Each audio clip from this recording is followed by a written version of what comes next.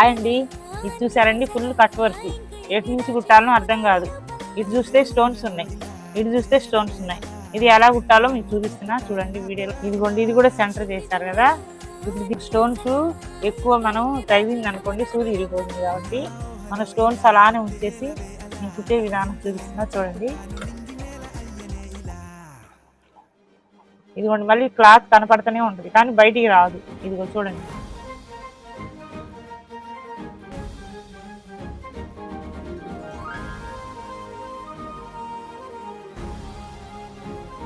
కరెక్ట్గా cut work లాగా మనకి ఏం కనపడట్లేదు. ఇదిగోండి బుట్ట హ్యాండ్ అండి. మేము